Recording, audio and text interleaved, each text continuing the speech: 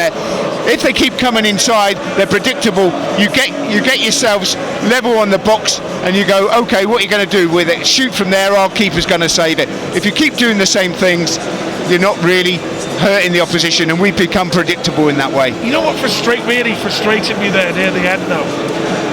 When we've got so many corners in there at the end, and we've got big lads in there. We've got Van Dijk and Konate, and in the Premier League, you look at a lot of other teams. Apart from that Champions League game in Frankfurt, we need to do better at corners, don't we? Set pieces. Yeah, but we're not a particularly big team. We're not a big team. You know, our fullback, our left fullback, be it Robbo or be it Kirkes, aren't big. Wirtz isn't big. You know, Maka isn't big. If you look at Arsenal and a lot of the teams now, they're all over 6 foot. They're all over 6 foot, and they attack the ball. You know, and that's the modern game. And we've got the long throw back. So if you're taking corners, then play it short, open it up that way, suck them out a little bit rather than just whacking it into the box. But there's so many things wrong at the moment. It's going to be a tough few days for Arne Slot and the players to look ahead to Leeds United, because it's a massive, massive game for everyone now, and we need to go there and get 3 points, Steve. How do you think we're going to get the better of Isak? Because if you look in that game, he's probably not had that many. He's probably not got into double figures for touches of the ball. And that point I was making about at Newcastle, he had natural wingers, 3 natural wingers. Yeah, but he had pace. But he had pace in the wide areas. Anthony Gordon is quick. Yeah. You know, Barnes is quick. And the thing is, they can get up and support him. All they break in those wide areas behind the fullback. Isak would be making the runs in the box. They put it in early, and he'd come in and smash it in the back of the net or flick it into the back of the net. We haven't got any of that at the moment. And also, I think he's not 100% fit because he missed that pre-season. He's always playing catch-up. You kept saying Spackers, didn't you? I mean, and I agree. You made a good point. Ekitike, you'd like to see him start with Isak, and we saw it there with Ekitike was playing as a left-sided striker, and he got on the outside a couple of times. He looked all right there. Yeah, but he made good runs. He made good runs between the centre back and the fullback. So if our fullback's on it, be it Robbo or Kirkes, he can put that ball in behind their opposite fullback, and Ekitike's making the run. Other players aren't making those runs, and I think he's come on and he shows a really good attitude that he wants to get in the game. He wants to score goals. He's not sulking. But about time for me is that he starts the game. If it's with Isak or Isak's on the bench, I think Ekitike for me has got to be given a run in the team. And if he's scoring goals, he stays in the team. I want to give a big shout out here, folks, to Federico Chiesa. He's out there at the moment doing a warm down. Yeah. But you know, his attitude is unbelievable. Wow. I mean, he comes on for 5-8 minutes or something at the end of a game, and we've seen him at Palace when he was unlucky not to get us something out of the game. Bournemouth, he was a hero. He was a hero here. We had a corner and we lost the ball on the edge of the box, and they were breaking. And Isidor, I watched him in the Championship, who they brought off the bench for Sunderland last year, and he's got electric pace. He went right clean through on goal. Ali, you could argue Alisson is the best in the business of that one-on-one, because he drags the forward wide. And I think with Ali doing that, and Chiesa got back and cleared it off the line. So I think what Chiesa's done there, Nigel Spackman, that's as good as a winning goal for us tonight. Absolutely, because it's on target. He's gone round Ali, who's pushed him wide, but he's still got the shot away. If Chiesa hadn't pushed himself to get back and save it for the team, that would have been a loss tonight. He got back, kicked it off the line, and it was from the goalkeeper's kick right through everybody.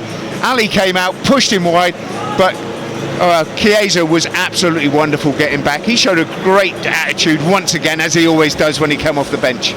The million-dollar question, and we've been here before, haven't we? But who knows how to solve the equation? I mean, Arne's the only man who can do that. All that possession in the second half, especially the last 15 minutes, when we got back in it, we absolutely dominated the possession. But with Xhaka helping out their defence, they brought 2 extra defenders on.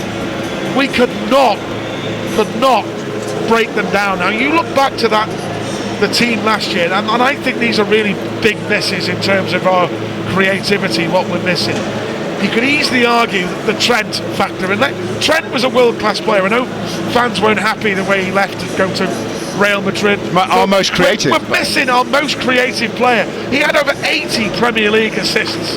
And how many times in tight games like that would Trent, with one pass, open up a blanket defence? Diaz, big miss.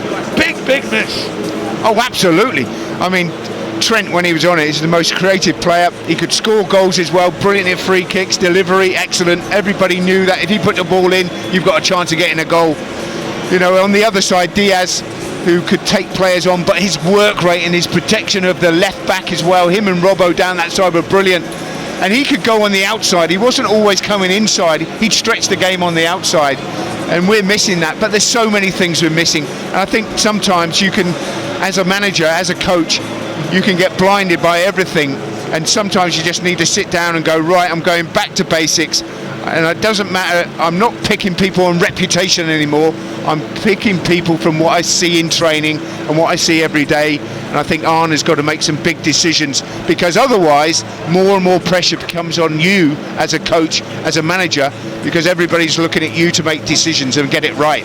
Spackers, I have to ask you about one of our own, Curtis Jones. Frustrated, probably him being left on the bench. He came on at right back, but we could understand that switch at that particular time, because Arne wanted to go more attacking, and in the end Curtis did brilliantly for that goal for Wirtz. And he was excellent when he come on, wasn't he? Well, I think he did really well for the goal. We nipped in front, as you'd expect a midfield player to be on the front foot, to nick in front, won it, gave it to Wirtz, and Wirtz sort of walks through the defence, and then a poor shot at the end of it, but deflected in the back of the net. But Curtis showed a good attitude when he comes on, as he normally does. But I think the big thing for Curtis now is going, right, if I can't get in the team as a midfield player, maybe right back's going to be my position. And so attitude wise, you just got to keep that up.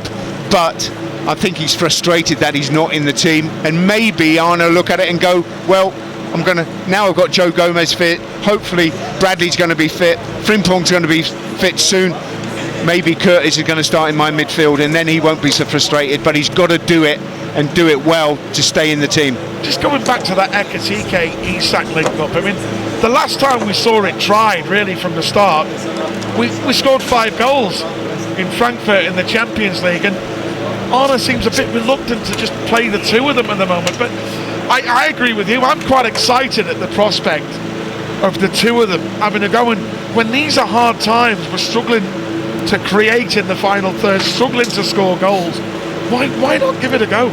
Well, so many defenders now are used to playing with one striker, marking one striker, defending against one striker. You get tight, I'll drop off, we'll sweep back. When they suddenly come up against 2 strikers, they go, shit, I'm not used to... I apologise. Yeah, I'm sorry for saying that. But you just go, I'm not used to playing against 2 strikers. So what do I do? What runs do I do? So I think sometimes you just got to throw it at the opposition and go, this is the way we're going to play, and we'll hopefully start winning a few games. Yeah, just apologise for the language, but it's been a frustrating night here at Anfield for this one tonight. But let's be brutally honest, folks. I think I speak for all of us. It's frustrating we didn't win. We take the point, because I tell you now, we could have lost that game. But thanks to our Italian Federico Chiesa, brilliant clearance off the line, we take a point from that and we move on. It finished Liverpool 1, Sunderland 1. Mark and the boys, it's all yours. Thank you, Stephen. Thanks also to the sweary Nigel Spackman. We are back down pitch side.